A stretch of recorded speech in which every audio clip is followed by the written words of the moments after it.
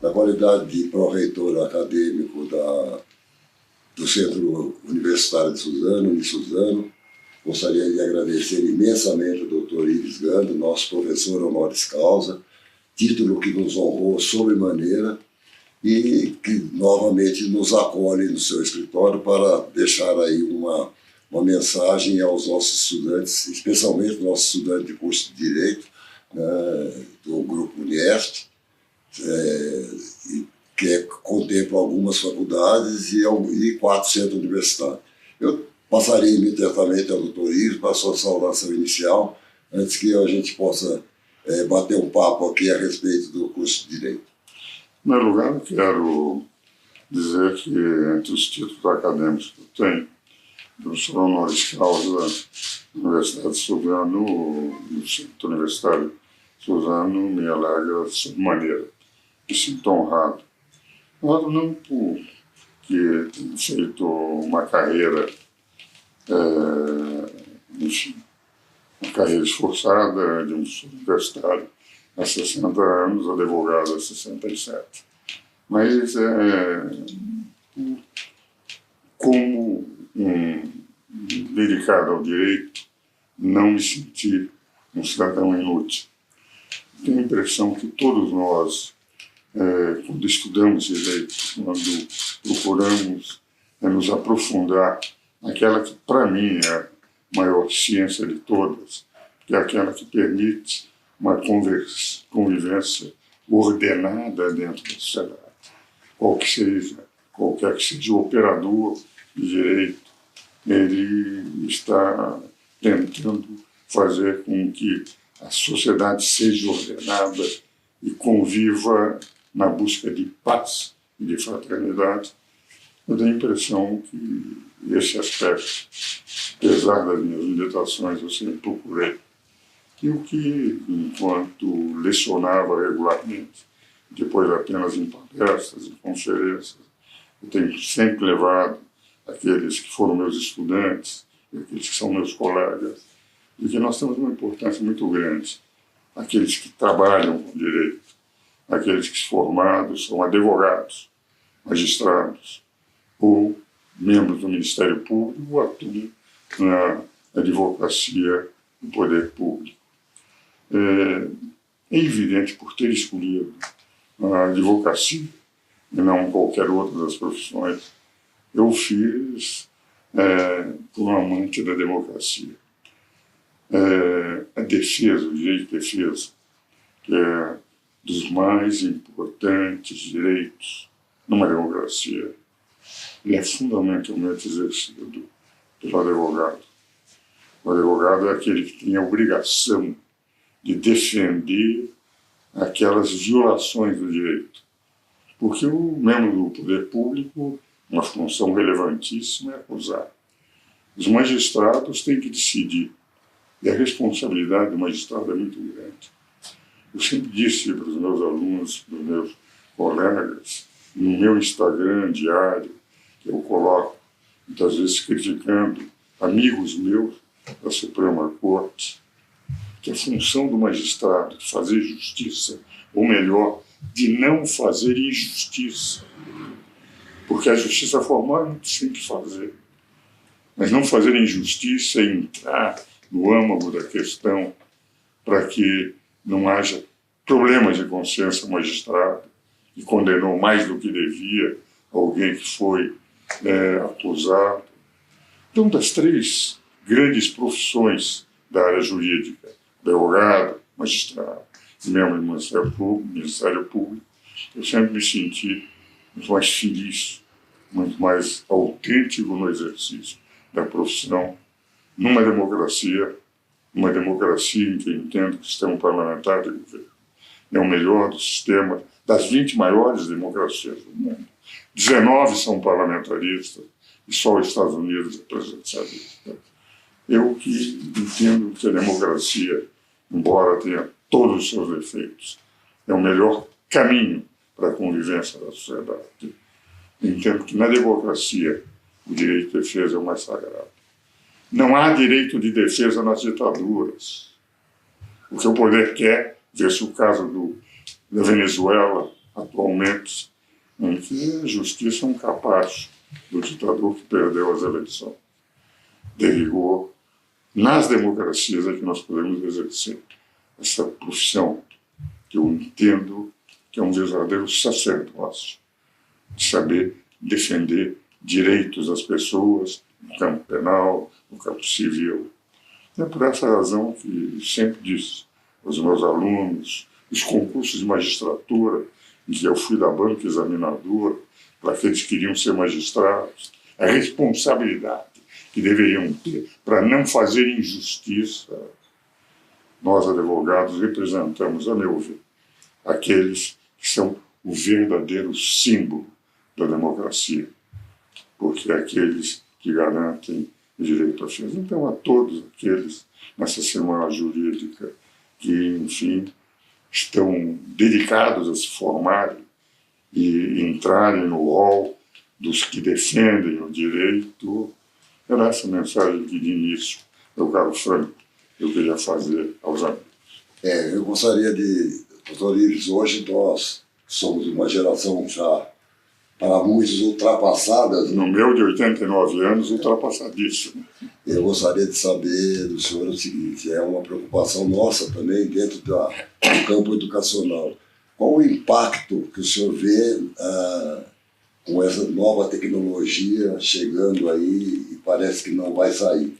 Principalmente a respeito de determinados atos judiciais hoje que são feitos online, e a gente vê audiências em que as partes estão presentes, as testemunhas estão presentes e o juiz está online, ou o promotor está online. O senhor entende essa mudança de comportamento? Eu tenho a impressão que é irreversível. E tenho preocupações, tenho vantagens e desvantagens. Uma das grandes vantagens das sustentações online presenciais, isto é, em julgamentos que o ministro, o desembargador, está lá ouvindo enquanto se faz sustentação oral, foi uma vitória.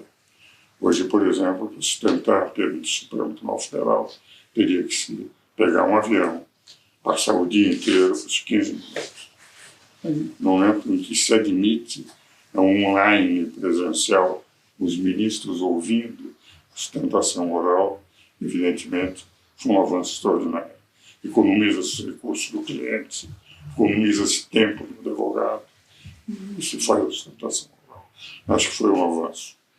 As sessões virtuais, eu acho que é um mesquinhamento da advocacia.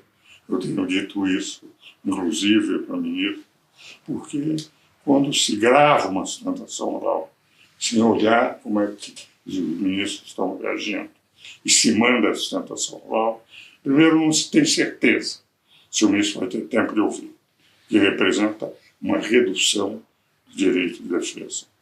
Em segundo lugar, o advogado não está vendo a reação à medida em que está fazendo a sustentação, isso eu acho muito ruim. Então eu sou contra as sessões virtuais, a ordem tem se posicionado contra as sessões virtuais e eu tenho esperança um dia que nós voltemos a ter, como foi garantido na Constituição, no artigo 5º, inciso 55, o direito à ampla defesa. Ela já não é mais ampla com sessões virtuais. Agora, minha preocupação em relação à inteligência artificial no direito. Hoje se coloca ideias e o computador, a inteligência artificial, faz poesias, faz contos, faz o que bem entende e se está já utilizando muitas vezes para aquilo que representa, digamos, o corriqueiro, o rotineiro. Mas no momento em que se pretender substituir a inteligência artificial para o juiz julgador, e eu receio que muitas vezes por acúmulo de trabalho vai chegar a isso. Entende? Juízes, não, essa questão é igual àquela, pá. E nenhuma questão é igual à outra. Sempre elementos diferenciais, senão não precisaria de poder judiciário. Eu tenho muito receio Dizia Humberto Eco que a inteligência artificial iria tornar o ser humano descartável. A expressão dele, embora agressiva, é uma expressão muito forte, que derivou esse modelo de ficar cada vez mais. Nós já vemos enquanto as reações são exclusivamente matemáticas. Por exemplo, um computador ganhando do melhor enxadrista do mundo. Por quê? Porque faz uma velocidade muito maior o cálculo de todas aquelas jogadas possíveis. É um cálculo de lógica, de matemática.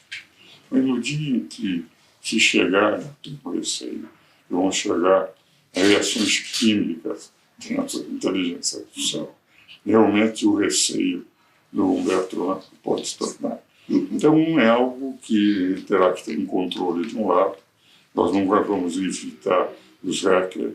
E na justiça deveria se limitar exclusivamente a aspectos procedimentais, jamais aspectos decisórios, nem se pretender. Nós temos esse precedente que vai se aplicar sem perceber que cada caso é um caso. Quando é o juiz que está examinando, ele vai chegar examinando aqueles aspectos, se aquele precedente para um caso muito semelhante se aplica ou não se aplica. Mas cabe ao juiz decidir se aplicaria, senão nunca haveria mudança jamais de qualquer jurisprudência. Mas então eu vejo vantagens e perigos. E nós temos que saber como controlar o avanço da inteligência artificial para que o homem não se esteja, como dizia Humberto Eco, não seja descartável. A preocupação também é nossa na área educacional, daquilo que o aluno,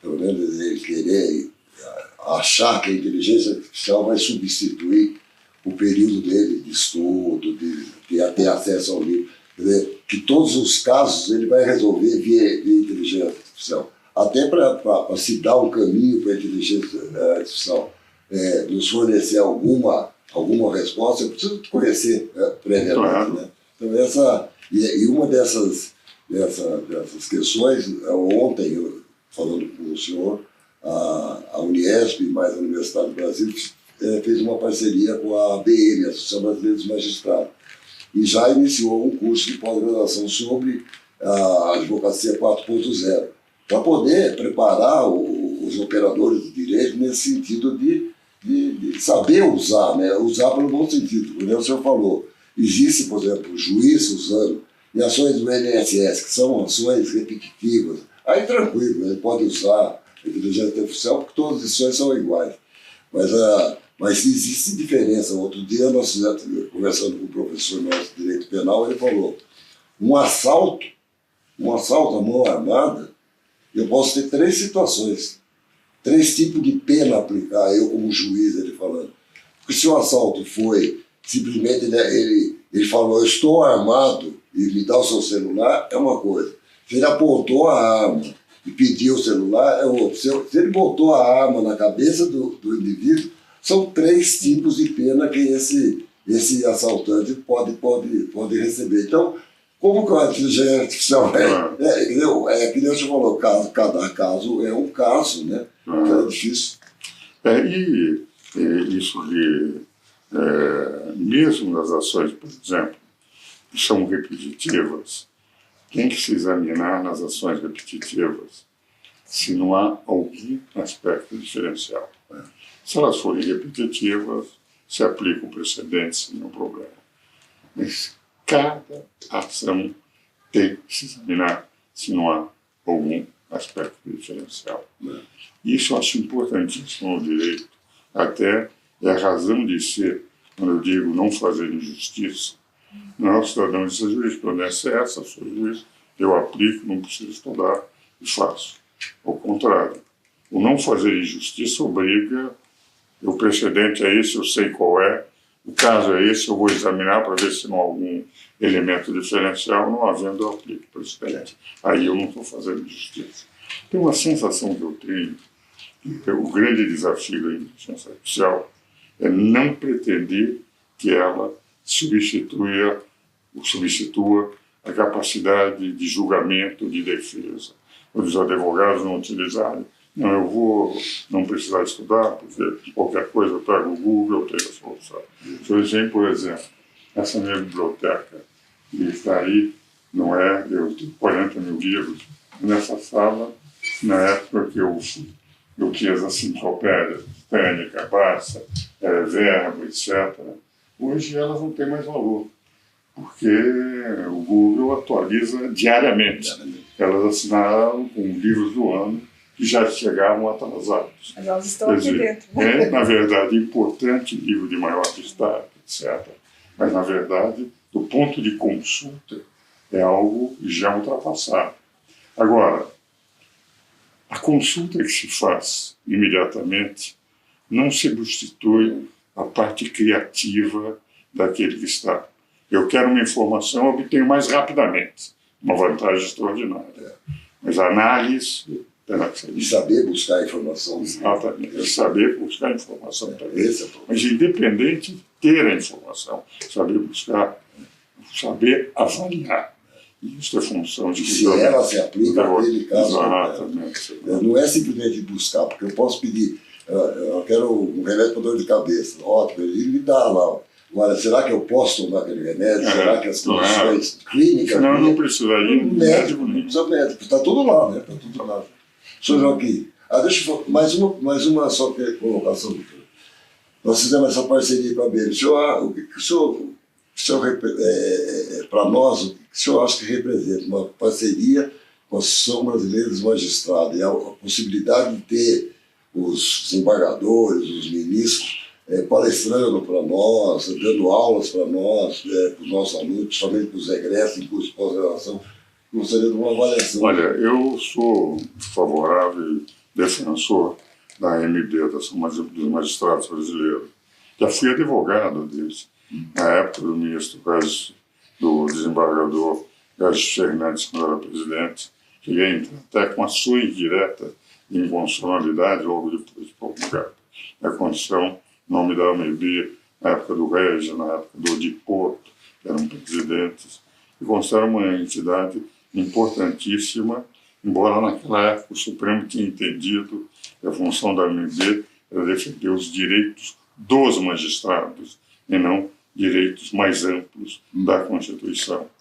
Mas hoje eu tenho a impressão que já estão percebendo que tem aquilo que eu defendia, que o Regis, que o Odi defendiam enquanto presidentes da AMB, de que tudo que diz respeito ao direito interessa aos magistrados, que são os magistrados que dão a última palavra.